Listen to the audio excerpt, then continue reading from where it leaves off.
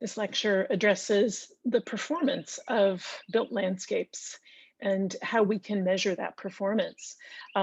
This illustration shows a proposed development, Lloyd Crossing in Seattle, by the architecture and planning and landscape architecture firm Methuen. Um, Here they're showing how the new development would impact the runoff um, and infiltration of stormwater, which we'll talk about more detail in module 2. So why do we want to measure our built sites? Well, one of the reasons that we want to measure them is because we want to make it, and not measure like the length of them, but measure the performance, is because we want to understand whether the ecosystem services that are being provided by that built site are actually being provided. So how much food is being grown on the site? Um, how much water is being purified in the constructed wetland? How much recreation value or human health value are we getting from this built site? Um, how much habitat is being provided, and what's the quality of that habitat? These are all questions that we would ask to make sure that ecosystem services are being provided by a site, and we would ask these questions and then measure the outcome. Just like, you would want to know if your house was using too much energy. You look at the energy bill. That's a measurement of the performance of the heating and cooling systems of your house. This is very similar. We need to measure the performance of the landscape. So these are some of the areas of landscape performance that we measure. We measure the volume of water falling on a site from rainfall and flowing off a site into storm sewers or other receiving bodies. We measure the quality of that water. How polluted is it from the acid rain or from the runoff on streets? We measure the habitat of a site. We want to know what kinds of species are using the site and how they're using it. What's the quality of the habitat? We might measure irrigation use, water use and efficiency.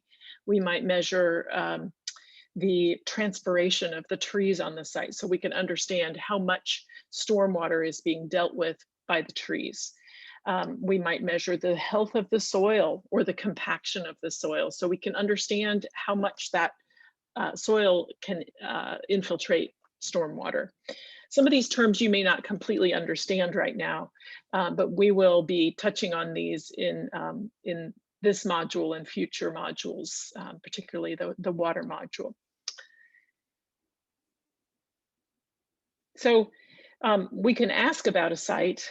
It looks great, but is it working? Is it performing in the way we hope for it to perform? And so this is an image showing the Phipps Conservatory and Botanic Garden in Pittsburgh. It's a project by Andropogon Associates.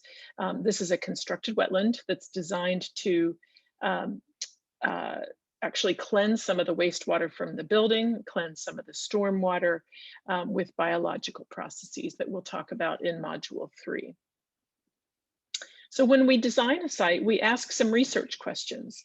We're shifting to a project with the next few slides, another Andropogon Associates project. And the reason you're seeing so many from this particular firm is that they are really leaders in landscape performance and measurement. So as we're designing a site, we need to ask the research questions before it even gets built. We need to ask, can the site's occupiable social spaces also manage stormwater runoff? How much soil and vegetation, how much do soil and vegetation actually contribute to stormwater management? Can sand-based soil and organic turf management mitigate compaction? Once again, these are kind of technical questions. You don't need to know, you don't need to completely understand them as much as just to know that these research questions are asked right before a project started. And this is a project, another Andropogon project in Philadelphia that we've already looked at a little bit in a previous lecture. But this is the site before, and it was mostly, you can see it's mostly impervious surfaces, hard surfaces that water will fall on and run off of. So establishing the baseline conditions, understanding, say, for example, how much stormwater in a typical storm would fall on this site and how much would run off of the site because of the impervious surfaces versus after. This is before, this is after, where the site has a lot more pervious surfaces because it has a lot more lawn, planted areas, planted beds, and a lot more trees. So you can measure the performance of this site as compared to the baseline. Here's a diagram that they developed asking the question, can the site handle a 1-inch storm? That's a particular size and intensity of storm for the site and the surrounding buildings. The site footprint showed that 25,523 gallons of water would come from that 1-inch storm from the site, and 159,000 gallons of water would come from the air conditioning condensate and the roof runoff around the site. If you can imagine the volume of water here, that is a lot of water. And this is a before condition, this is a baseline condition. So what they did was they designed the site, and this is a diagram showing that this would be a lawn with some stormwater storage in gravel underneath the lawn. This would be a rain garden, a bioretention area, which we'll talk about in more detail in Module 3. These are other landscaped beds. So you can see already there's a lot less pavement on this site. And so you know that the stormwater intensity is not going to be as intense. So these are the images of the soil storage lawn, where they're going to store stormwater in the soil. They're going to store stormwater in a cistern, which is actually a contained volume underground that can store stormwater. They'll have a rain garden and some tree trenches. So these are all places that can catch the stormwater they're planning to measure.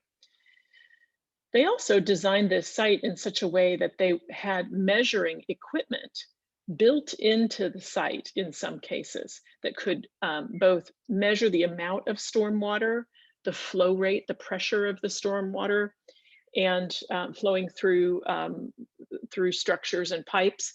They could also measure the quality of the water by taking soil samples in places all over the site. So that's what is showing here. And they have designed for this monitoring.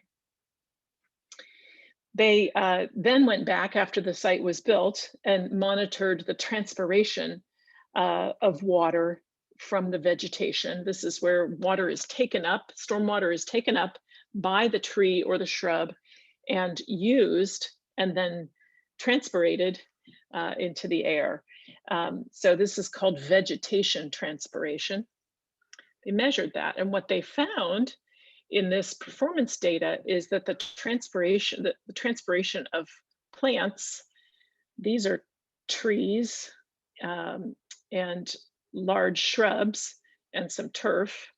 The transpiration of these trees was tremendous. If you think about, so this is in gallons per day per tree or ground cover area. This quercus is an oak tree. This oak tree transpired 25, almost 26 gallons per day on this day of measurement. And a year later, almost a year later, 34 gallons of water per day. So thinking back to the 200,000 plus gallons of water that was going to run off the site, you can start to see that a lot of these measures and a lot of these plants are going to make a dent in some of this.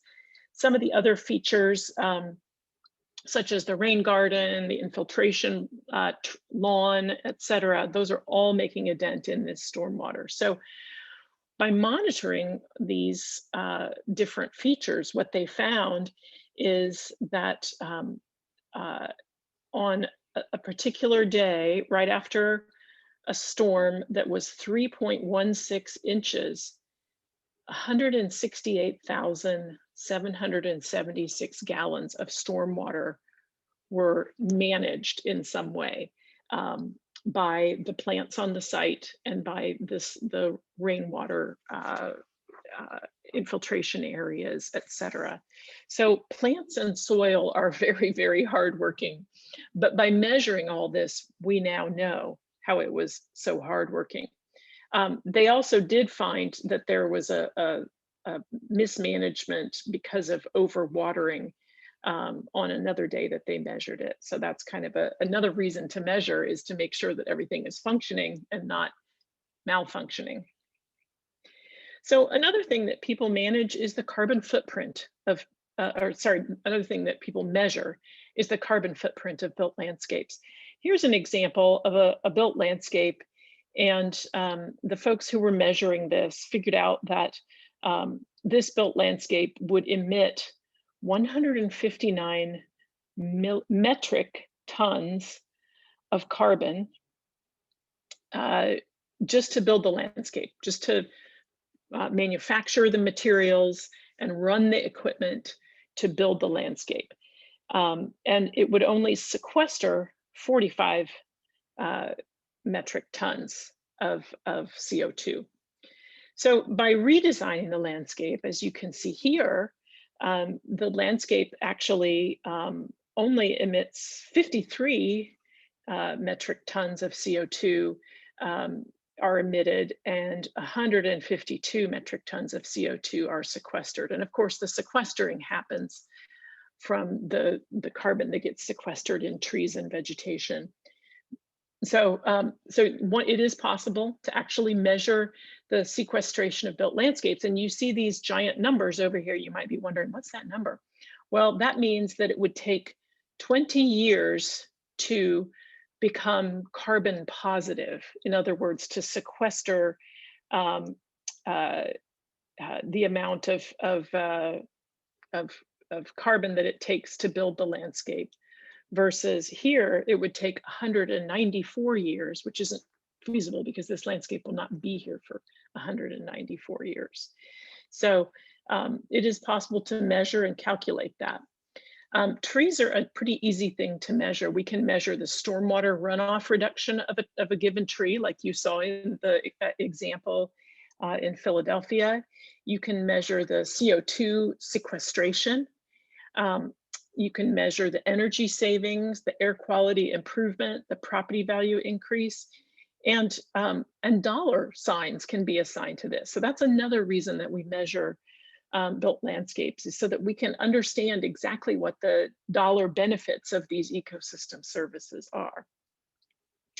Another thing that we measure in built landscapes and in buildings is what how the users feel about the place and how the users use it.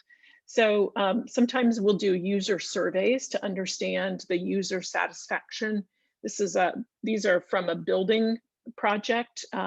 So the users are surveyed, do you like the space overall? Are you satisfied with the technology? Do you like the acoustics or the lighting or the daylighting quality or the air quality, the thermal comfort, the temperature, etc. So all of these are post-occupancy evaluation, how the users in the building or in this site feel about the place. Another way that we do post-occupancy evaluation is we watch people use a place. So in this case, this is called behavior mapping. These researchers were actually looking at kind of an outdoor playground area, and they were looking at how adults use the space. So you can see the adults are kind of sitting around on the stump circle. They're also kind of standing around or sitting around at the edges of the site. But the kids, which is the pink color, are just running all over the place. And maybe they're not necessarily running, but they're occupying more of the site than the adults. That gives us some information. The information that it gives us is that we might want to put more benches in where the adults tend to hang out. Another thing is we can monitor the types of activities that are happening in these spaces. So here we have imaginative play, restorative play, digital play, exploratory play, different play types and where they happen on the site. So notice exploratory play is characterized by this kind of pinkish, reddish color. And a lot of exploratory play is happening along a creek. That makes a lot of sense, right? Um, uh, Digital play might be happening where people can sit, or where kids can sit down. Imaginative play is happening over here in an area that's labeled the mud kitchen. So it starts to confirm perhaps what the designers had in mind when they designed the site. But if it doesn't confirm that, then the post occupancy evaluation can actually help designers or owners make changes to a built site. So it's kind of you're always, the idea of performance monitoring and measurement is that you're always doing it with an eye to improving a place even after it's built. So one of the tools that we'll use to understand various case studies in this class for one of the assignments is the Landscape Performance Series. The Landscape Performance Series is put together by the Landscape Architecture Foundation, and different researchers all over the country, some academics, some professionals, a lot of students, put together these case study briefs of the performance of these projects and more. There are well over 100 case study briefs at this point. You can go to the Landscape Performance Series website and just look around at all these case study briefs. They have measurement, performance measurement, and monitoring included in these case study briefs. And I highly encourage you to explore this. So we'll be touching back on performance of landscapes and performance of buildings as we go on through this semester. Thank you.